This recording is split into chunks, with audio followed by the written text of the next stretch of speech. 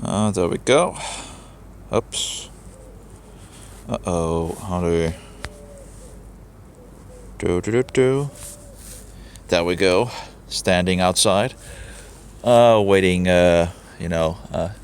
someone to open up. So there's pretty much no one out here, nearly. So I was just thinking, standing here meditating, chewing and all that, and I'm thinking, it's actually incredible to think about how much Alberto Rivera actually told of truth. I just heard something in regards of what was in regards of his magazine, in regard that I'm standing here with the waving and all that, and of course no one can see it. But in regards of the Mohammedans and all that, in regards of these already some of the things that he says can be verified, and I have verified that. It's just of course it's a little harder to verify some of the harder things in some sense, but pointing in that direction that he actually talks about. It's incredible how much truth this guy is actually telling, and these are things that we actually don't have any knowledge, many people don't have any knowledge of, it's just, and again, to say that he is, in regards of fake and all that, he really had to study a lot to know what he knew. It's just, that's kind of incredible. Now, in regards of Bennett, the Richard Bennett, that is sadly on his dying bed, but also is against Roman Catholicism and all that. But he's, saying that Alberto was a fake and a fraud. He wasn't a priest or a Catholic priest and all that. And you see the links here and there and all that. It's just interesting to see, and also in regards of the Catholic I'm talking to at the moment, how they, actually, and I actually asked this guy, this papist, I asked him, have you actually read Alberto Rivera's cartoons, And he had read one of them.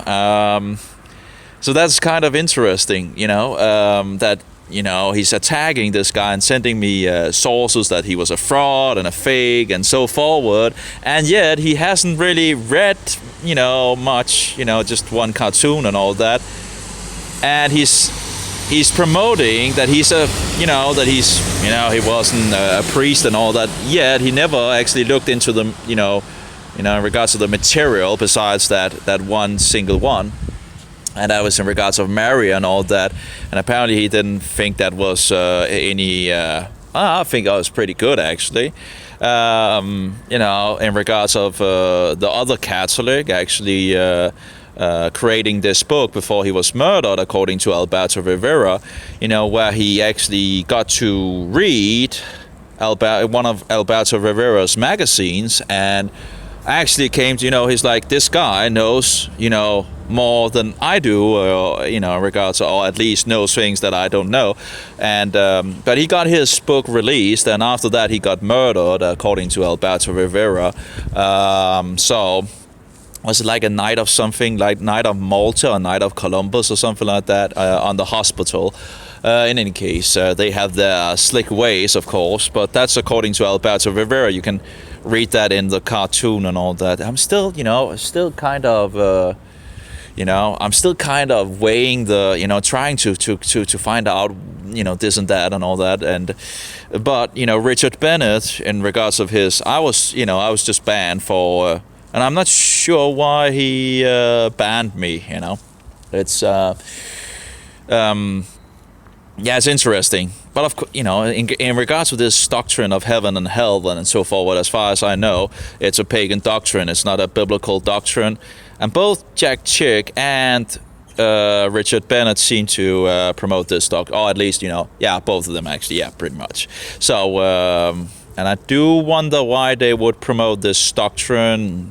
Just in any case, again, it just it makes us closer to the Roman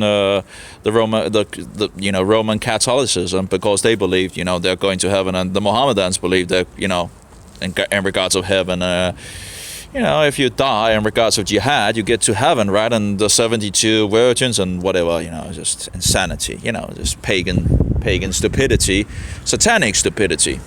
Anyway, so that would of course drag the Protestants closer to these false. And I have a lot more material to dig into if I want